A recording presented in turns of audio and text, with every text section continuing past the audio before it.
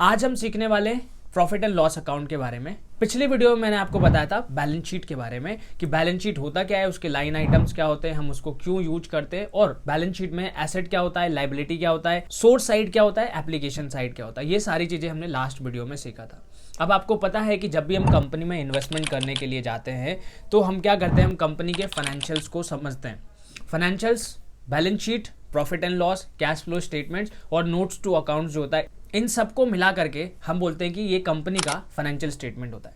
Financial statement overall crux देता है कि कंपनी अभी किस पोजीशन पर है, मतलब कि कंपनी के पास में कितने एसेट्स हैं, कितनी लायबिलिटीज है, कंपनी कैसा परफॉर्म कर रही है, कंपनी का ग्रोथ प्रोस्पेक्ट क्या हो सकता है, कंपनी का एग्जिस्टिंग पोजीशन क्या है इन दी इंडस्ट्री। तो ये सारी चीज़ें हमें इनके फाइनेंशियल से समझ में आता है और इसीलिए हम इनके फाइनेंशियल्स को स्टडी करते हैं, अच्छी तरह से समझने की कोशिश करते हैं, इनके बिजनेस को समझने की कोशिश करते हैं सो दैट हम एक प्रोजेक्शन कर पाए जिसके बेसिस पर हम एक इन्वेस्टमेंट करते हैं फॉर लॉन्ग टर्म पीरियड के लिए। तो आज की वीडियो में आपको बताने वाला हूँ कि प्रॉफिट एंड लॉस अकाउंट होता क्या है और उसके लाइन आइटम्स के बारे में। अब ये वीडियो जो होगी ना, ये आपको अभी तो काम आएगी, लेकिन जब हम रेशो एनालिसिस करेंगे, पीयर टू पीयर कंपैरिजन करेंगे तो वहां पर आपको बहुत ज़्यादा ये सारी चीज़ें काम आने वाली है क्योंकि ये सारे कॉन्सेप्ट्स वहां पर यूज होंगे। अब उससे पहले मैं आपको बता दूं कि दो तरह के फाइनेंशियल स्टेटमेंट्स होते हैं।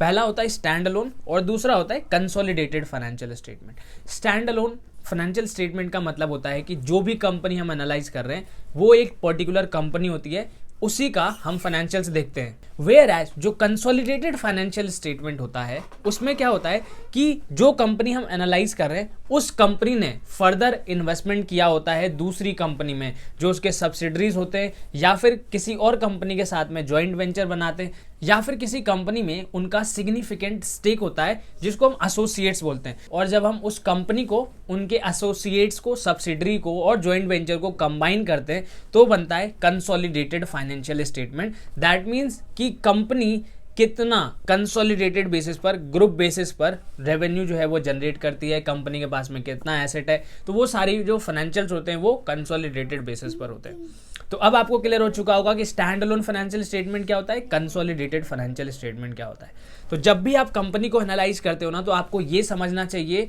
कि आपको हमेशा कंसोलिडेटेड फाइनेंशियल स्टेटमेंट्स जो है वो देखना चाहिए। इससे आपको ब्रॉडर पर्सपेक्टिव समझ में आएगा। फॉर एग्जाम्पल, अगर आप कंपनी की रेवेन्यू एनालाइज कर रहे हो तो उससे आपको एक आइडिया लग जाएगा कि कितना पोर्शन जो इनकम है वो कौन सी जगह से आ रहा है, कौन से इन्वेस्टमेंट से आ रहा है या फिर कंपनी के खुद के कोर बिजनेस से कितना आ रहा है, कौन सा प्रोडक्ट दे रही है। तो ये सारी चीजें हम कंसोलिडेटेड फाइनेंशियल स्टेटमेंट से लिख सकते। अब मैं आपको बताता हूं प्रॉफिट एंड लॉस अकाउंट के बारे में।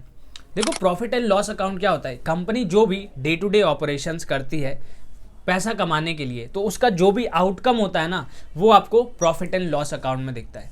फॉर एग्जाम्पल, अगर कोई कंपनी मैन्युफैक्चरिंग में है तो डे टू डे वहां पर क्या होता होगा, मैन्युफैक्चरिंग होती होगी, परचेज होता होगा एंड देन परचेज के बाद में सेल्स होता होगा।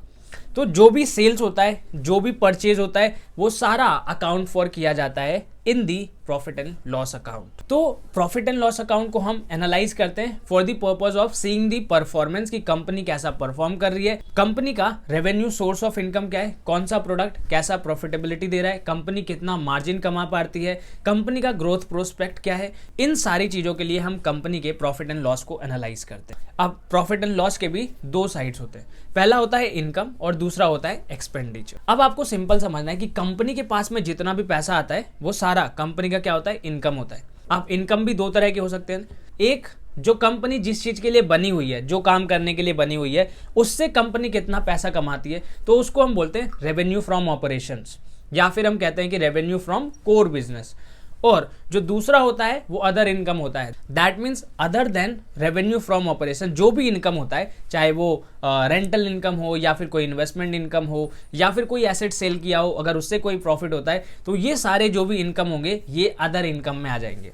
अब जब भी आप एनालिसिस करते हो तो आपको हमेशा ध्यान में रखना है कि हमें रेवेन्यू फ्रॉम ऑपरेशन से मतलब होता है मेजरली, और वो जो होता है उसी को हम बोलते हैं। इसलिए मतलब होता है क्योंकि हम जो पैसा लगा रहे हैं वो कंपनी पर लगा रहे हैं, जो कंपनी के कोर बिजनेस पर लगा रहे हैं, इसीलिए हमें रेवेन्यू फ्रॉम ऑपरेशन को ज्यादा वैल्यू देना चाहिए देन दी अदर इनकम। और हमें ये भी देखना चाहिए कि इसका ट्रेंड क्या चल रहा है, और इसीलिए रेवेन्यू फ्रॉम ऑपरेशन जो होता है उसको हम क्या बोलते हैं, टॉप लाइन बोलते हैं। उसके बाद आता है एक्सपेंस। अब एक्सपेंस का नेचर ना दो तरह का होता है। पहला होता है फिक्स्ड कॉस्ट और दूसरा होता है variable cost. Without getting into the details मैं आपको सिंपल से एग्जांपल के साथ में समझाता हूँ।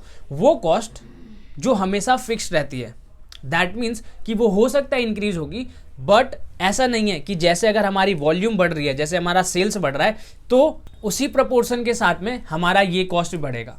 फॉर एग्जाम्पल, अगर हम कोई लीज पे प्रॉपर्टी लिए हुए हैं और हम रेंट पे कर रहे हैं, तो उससे प्रोडक्शन का कोई लेना देना नहीं है।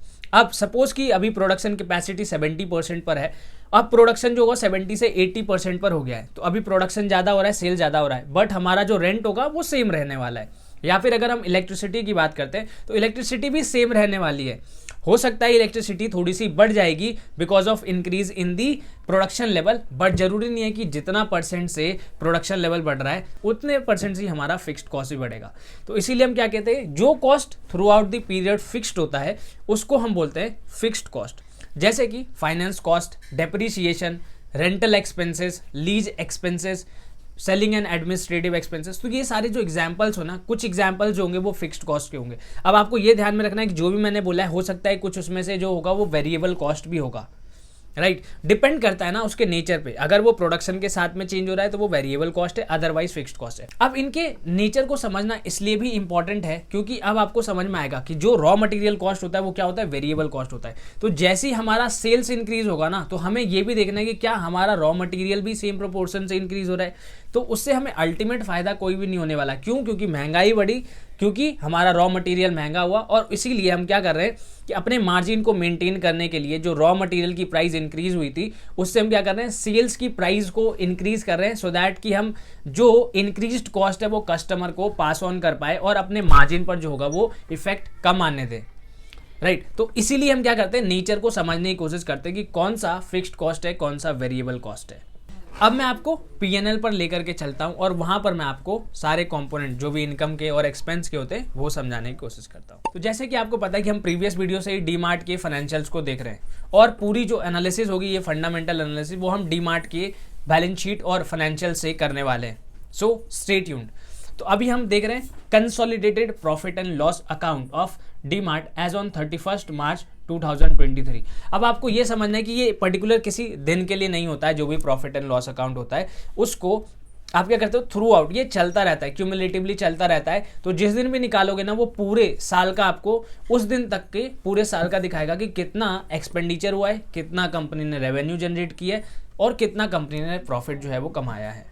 तो अब सबसे पहले आपको दिख रहा होगा कि हमारा इनकम आता है। इनकम में मेन सोर्स जो होता है कोर ऑपरेशन से आता है, revenue from operation, as I told you. दूसरा होता है अदर इनकम, जैसे कि आपको यहाँ पर भी दिख रहा होगा, तो इसको भी नोट से सेपरेटली इंडिकेट किया हुआ है। फिर उसके बाद आता है हमारा एक्सपेंस। अब एक्सपेंस में सबसे पहला जो लाइन आइटम है वो है purchase of stock in trade. अब सिंपल सी बात है, कंपनी जो है डीमार्ट स्पेशली जो कंपनी है वो ट्रेडिंग में डील करती है। दैट मीन्स कि एक जगह से गुड्स परचेज करती है एंड देन उसको सेल करती है अपने स्टोर से। तो वहाँ पर क्या करेंगे, उसके लिए उनको गुड्स परचेज करना पड़ता है, और उसी के लिए वहाँ पर क्या करेंगे, तो परचेज करेंगे, तो परचेज स्टॉक इन ट्रेड, ठीक है। तो इसीलिए जो परचेज होता है वो यहाँ पर आता है। तो परचेज इनके लिए एक्सपेंस होता है, वेयर एज जो सेल्स होता है वो हमारे लिए इनकम होता है। दूसरा आता है change in inventory of stock in trade. अब चेंज इन इन्वेंट्री को आप बोलोगे कि यहाँ पर P&L में क्यों दिखाया गया है। देखो, चेंज इन इन्वेंट्री को अकाउंटिंग पर्सपेक्टिव से दिखाया गया सो दैट कि मैचिंग कॉन्सेप्ट हो सके। दैट मीन्स कि जितनी इन्वेंट्री आपने परचेज की है, जरूरी तो नहीं है ना कि वो जो भी इन्वेंट्री आपने परचेज की है वो सारा आपने सेल कर दिया होगा ड्यूरिंग दैट पीरियड। हो सकता है कुछ क्लोजिंग इन्वेंट्रीज भी बचेगी। दैट इज वाई कि जो भी आपने परचेज किया है और जो आपने सेल्स किया है, तो जो सेल्स किया है वो सेल्स वाले में बचा हुआ है, वहां पर आ जाता है सेल्स की फिगर में। लेकिन जो इन्वेंट्री आपने बेचा नहीं है वो in the form of closing stock हम क्या करते हैं, क्रेडिट साइड में दिखाते हैं, सो दैट कि ये बैलेंस हो पाए और एक्सपेंस साइड में वही परचेज कॉस्ट आ सके जो कि एक्चुअली में एक्सपेंस इनकर्ड हुआ है। दैट मीन्स कि अगर जो स्टॉक हमने परचेज किया वो अगर सेल हो गया है तो वो हमारा कॉस्ट बन चुका है, क्योंकि हमने उससे इनकम ऑलरेडी कमा लिया है। लेकिन जो स्टॉक हमने परचेज किया वो अभी बिका नहीं है, वो हमारे क्लोजिंग स्टॉक में रखा है। तो हम क्या करेंगे, उसका हम एक्सपेंस अभी रिकॉग्नाइज नहीं करेंगे। तो इस तरह से करते हैं कि जो वहाँ पर ऑलरेडी वो आ रहा होगा जो नहीं बिका है, तो जो स्टॉक नहीं बिकता हम क्या करते हैं उसको क्रेडिट साइड पर भी दिखा देते हैं। अब इससे क्या होता है कि उसका बैलेंस यहाँ भी होता है और यहाँ भी होता है, तो वो नील हो जाता है। दैट मीन्स कि कोई भी एक्सपेंस जो होता है हम रिकॉग्नाइज नहीं करते हैं उस टाइम पर। तो इसीलिए हम दिखाते हैं change in inventory. Change in inventory का सिंपल सा मतलब होता है opening minus closing. That means कि जब हमने कंपनी का ऑपरेशन शुरू किया था फाइनेंशियल ईयर में, तो उसका ओपनिंग बैलेंस कितना था इन्वेंट्री का, और क्लोजिंग का मतलब कि अब देखो ओपनिंग हुआ है तो उसके बाद क्या हुआ होगा, परचेज हुआ होगा, परचेज के बाद में क्या हुआ होगा, सेल्स हुआ होगा। Opening plus purchase minus sales, तो फिर उसके बाद क्या बचेगा, जो बच गया वो हमारा क्या हो जाता है, क्लोजिंग होता है। तो हम क्या करते हैं, तो ओपनिंग माइनस क्लोजिंग कर देते हैं ना, तो वहां पर वही फिगर आता है जो कि एक्चुअली कंज्यूम हुआ है। जैसा मैंने आपको अभी बोला कि जो हमने परचेज किया था और अगर उसका सेल हो चुका है तो सिर्फ और सिर्फ वही एक्सपेंस हमें यहाँ रिकॉग्नाइज करना है। जो सेल नहीं हुआ है उसको हम क्या करेंगे, यहाँ पर भी वो रहेगा और यहाँ से उठा करके हम क्या करेंगे, उसको क्लोजिंग स्टॉक में भी डाल देंगे, सो दैट वो इक्वली मैच हो पाए और यहाँ पर एक्सेस एक्सपेंडिचर ना हो पाए जो कि अभी सेल नहीं हुआ है। फिर उसके बाद आता है एम्प्लॉय बेनिफिट एक्सपेंस। अब एम्प्लॉय बेनिफिट एक्सपेंस का सिंपल सा मतलब है कि एम्प्लॉय से रिलेटेड जितने भी कॉस्ट होंगे वो सारा कॉस्ट यहाँ पर आ जाएगा, चाहे वो सैलरी हो, पीएफ हो, अगर किसी को ग्रेचुटी पे किया गया है तो वो अमाउंट भी यहाँ पर आ जाएगा। जितने भी एक्सपेंडिचर्स होंगे रिलेटेड टू एम्प्लॉय और उसकी सैलरी से, वो सारा जो एक्सपेंडिचर होगा वो यहाँ पर आ जाता है एम्प्लॉय बेनिफिट एक्सपेंस हेड के अंदर में। जब हम इस नोट्स को कवर करने के लिए जाएंगे ना, तो वहाँ पर आपको और डिटेल में अच्छी तरह से समझ में आएगा कौन कौन से कॉस्ट जो है यहाँ पर कवर हुए हैं। इसके बाद आता है फाइनेंस कॉस्ट। फाइनेंस कॉस्ट का सिंपल सा मतलब है कि कंपनी ने कुछ लोन लिया होगा और जब कंपनी ने लोन लिया है तो कंपनी को इंटरेस्ट भी तो पे करना पड़ेगा ना, उसी को हम क्या बोलते हैं, फाइनेंस कॉस्ट बोलते हैं इन दी अकाउंटिंग लैंग्वेज। उसके बाद आता है डेप्रिसिएशन एंड अमोर्टाइजेशन। अब देखो डेप्रिसिएशन जो होता है वो नॉन कैश एक्सपेंडिचर होता है। नॉन कैश एक्सपेंडिचर का मतलब क्या हुआ कि एक्चुअली में कोई कैश जो है वो इनकर नहीं किया जा रहा है, एक्चुअली में कोई कैश पे नहीं किया जा रहा है डेप्रिसिएशन के लिए, राइट। होता क्या है कि जब कंपनी एक अच्छा पैसा इन्वेस्ट करती है एक एसेट को खरीदने के लिए, तो अब वो कैश तो आउटफ्लो हो चुका है, लेकिन कंपनी क्या करती है, उस एसेट को over a period of time depreciate करती है। दैट मीन्स कि जब वो एसेट बार बार यूज होगा तो उसकी वैल्यू जो होगी वो कम होती जाएगी। तो वो जो अमाउंट होता है ना जिससे उसकी वैल्यू कम होती है, ये एक एस्टिमेटेड कैलकुलेशन होता है, उसको भी पीएनएल में चार्ज किया जाता है कि हाँ भाई हो सकता है 5 साल बाद ये कंपनी वर्क करना बंद कर दे, राइट। तो उस केस में क्या होता है कि जब कंपनी ये डेप्रिसिएशन चार्ज कर रही है तो 5 साल बाद उसकी एसेट की वैल्यू जो होगी वो कम होते होते होते नेग्लिजिबल हो जाएगी, और फिर कंपनी क्या करेगी, ये जो अमाउंट इसकी डेप्रिसिएशन की वजह से जो बच रहा है उससे कंपनी नया एसेट खरीद पाएगी। तो डेप्रिसिएशन एंड अमोर्टाइजेशन इस सिंपल सा आपको एक चीज समझना है कि कंपनी ने जो भी एसेट खरीदा है, कंपनी के लिए वो एक्सपेंडिचर उस टाइम पर नहीं है। एक्सपेंडिचर कब होगा, जब एक्चुअल आउटफ्लो होगा, राइट। तो कंपनी क्या करती है, उस चीज को over a period of time PNL में धीरे धीरे करके रूट करती है, और इसकी कैलकुलेशन जो होती है वो एस्टिमेटेड होती है एज पर दी इंडियन अकाउंटिंग स्टैंडर्ड्स गाइडलाइन है उसके हिसाब से की जाती है। और उसके बाद आता है अदर एक्सपेंस। अब यहाँ पर हमने बहुत सारे एक्सपेंसेस देखे related to purchase, related to business, जो भी इन्वेंट्री कंपनी परचेज करती है सेल करने के लिए। एम्प्लॉय रिलेटेड एक्सपेंस हमने देखा, फिर उसके बाद हमने फाइनेंस कॉस्ट देखा। तो ये सारे कॉस्ट जो थे वो रिलेटेड टू ऑपरेशंस थे, यहाँ पर आ चुके हैं। उसके बाद हमने देखा डेप्रिसिएशन, जो कि फिक्स्ड एसेट की वैल्यू को डेट्रियोट होने से होता है। अब इसके अलावा बहुत सारे मिसलेनियस कॉस्ट हो सकते हैं, उन सारे कॉस्ट को यहाँ पर एकत्रित कर दिया है। फॉर एग्जाम्पल हो सकता है कंपनी रेट्स और डिफरेंट टाइप ऑफ टैक्सेस पे करती हो तो वो भी यहाँ पर आ जाएगा, या फिर कंपनी ने पावर फ्यूल के लिए कोई खर्चा किया है तो भी यहाँ पर आ जाएगा, या फिर अदर मिसलेनियस एक्सपेंस जो होगा वो अदर कैटेगरी में आ जाएगा। जब इसके नोट्स को कवर करेंगे तो वहां पर आपको और डिटेल में चीजें समझ में आएंगी। अब ये दो चीज खत्म हो चुका है, कंपनी ने कितना इनकम जनरेट किया है, कंपनी ने कितना एक्सपेंस इनकर्ड किया उस इनकम को जनरेट करने के लिए। अब जब इनकम से एक्सपेंस माइनस करेंगे तो अब आता है प्रॉफिट। बट ये जो प्रॉफिट है ना वो कंपनी का प्रॉफिट नहीं है, अभी इस प्रॉफिट में से पहले एक हिस्सा गवर्नमेंट को पे करना पड़ेगा इन दी फॉर्म ऑफ टैक्स। तो इसीलिए क्या होता है, ये प्रॉफिट बिफोर टैक्स होता है। तो अब इसमें से क्या होगा, जो भी कंपनी जिस भी रेट के लिए एप्लीकेबल है, कंपनी उस रेट से टैक्स पे करेगी गवर्नमेंट को।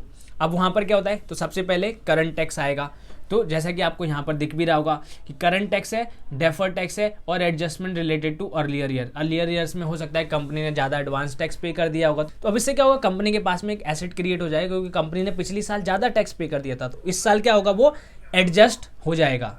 और डेफर्ड टैक्स का जैसे मैंने पहले ही बोला था कि डेफर्ड टैक्स जो है एक बुक एंट्री है, तो उसको आपको इग्नोर करना है, तो सिर्फ और सिर्फ करंट टैक्स को फोकस करना है। करंट टैक्स दैट मीन्स कि कंपनी को जो भी प्रॉफिट हुआ है उस प्रॉफिट पर कंपनी को कितना टैक्स पे करना है। अगर कंपनी ने पहले कोई टैक्स पे किया होगा तो वो एडजस्ट हो जाएगा। अब आफ्टर पेइंग टैक्सेस जो भी प्रॉफिट होता है अब वो कंपनी का प्रॉफिट होता है। तो जैसे आपको यहाँ पे दिख रहा होगा नेट प्रॉफिट टैक्स। अब ये अदर कॉम्प्रिहेंसिव इनकम है, इसको आप फिलहाल के लिए इग्नोर कर सकते हो, ठीक है, क्योंकि ये सिर्फ और सिर्फ अकाउंटिंग स्टैंडर्ड्स की गाइडलाइंस हैं, उसके हिसाब से ये कैलकुलेट होता है।